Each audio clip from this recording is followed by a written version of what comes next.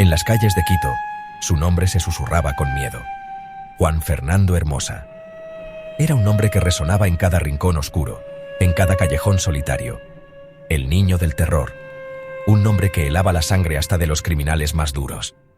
Su reputación era tan temida que incluso los más valientes evitaban pronunciarlo en voz alta. Era un espectro, una pesadilla hecha carne. Su presencia era como un fantasma que acechaba en cada esquina, en cada sombra. Rondaba las sombras de una ciudad atrapada por el miedo. Quito, una ciudad vibrante, se había convertido en un lugar de terror bajo su sombra. Su rostro joven ocultaba la oscuridad que crecía en su interior. A simple vista, parecía un adolescente común, pero su mirada revelaba algo mucho más siniestro. Con 15 años, ya era un monstruo. Un joven cuya inocencia había sido consumida por la oscuridad. Sus crímenes, un macabro tapiz de violencia, conmocionaron a toda una nación. Cada acto de violencia era más brutal que el anterior, dejando a la comunidad en un estado constante de pánico. Pero ¿cómo se convirtió un niño en un monstruo? ¿Qué eventos en su vida lo llevaron por este camino oscuro? ¿Qué camino retorcido lo llevó a ser el niño del terror? La respuesta a esta pregunta es tan oscura y compleja como la propia sombra que proyectaba. Juan Fernando Hermosa nació en un mundo que parecía decidido a quebrarlo. Abandonado al nacer, fue adoptado por una familia que no estaría preparada para manejar la oscuridad que se agitaba dentro de él. Incluso de niño, había señales. Crueldad hacia los animales. Una frialdad en sus ojos que les helaba la sangre a quienes lo miraban. Empezaron los susurros. Este niño era diferente. Este niño era peligroso. La oscuridad que siempre había estado latente bajo la superficie, finalmente explotó en un torbellino de violencia. Su primera víctima fue un taxista, cuya vida fue arrebatada en una ráfaga de ira y balas. Pero solo era el comienzo. Su reino de terror había comenzado. Taxistas, camioneros, cualquiera que se cruzara en su camino, no mostraba piedad, no sentía remordimiento. Era un depredador, deleitándose con el miedo que infundía en una ciudad que solo podía encogerse ante su presencia. Las autoridades finalmente atraparon a el niño del terror, con las manos manchadas con la sangre de sus víctimas. Este joven, conocido por su brutalidad, había sembrado el terror en la comunidad durante meses. Su captura fue un alivio para muchos, pero también dejó una sensación de inquietud en el aire. Pero la justicia se sintió vacía. La sala del tribunal, aunque llena de personas, parecía desprovista de esperanza.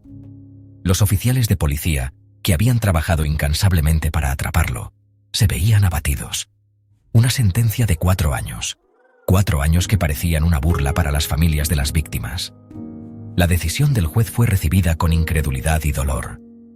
Una palmadita en la muñeca para un monstruo.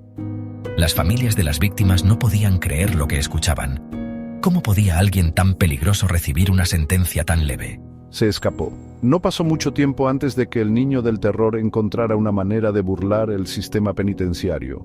Algunos dicen que lo ayudaron. Rumores de complicidad dentro de la prisión comenzaron a circular. ¿Quiénes eran estos cómplices? ¿Y por qué lo ayudaron? Otros dicen que simplemente se escabulló por las grietas de un sistema roto, la infraestructura de la prisión estaba en ruinas y la seguridad era casi inexistente. Cualquiera sea la razón, el niño del terror estaba suelto de nuevo. La comunidad, que había comenzado a sentirse segura, ahora vivía con miedo una vez más. Su libertad, sin embargo, sería efímera. La policía, determinada a no dejarlo escapar de nuevo, inició una intensa persecución. Abatido a tiros en la calle, su vida terminó como comenzó, envuelta en violencia y desesperación. La comunidad quedó dividida entre el alivio y la tristeza, reflexionando sobre un sistema que había fallado en protegerlos. Juan Fernando Hermosa, el niño del terror, estaba muerto. Su nombre resonaba en las calles de Quito, un eco de miedo y tristeza. La noticia de su muerte trajo alivio para algunos, pero para otros, solo intensificó el dolor de las cicatrices que dejó. Pero las cicatrices que dejó en Ecuador fueron profundas.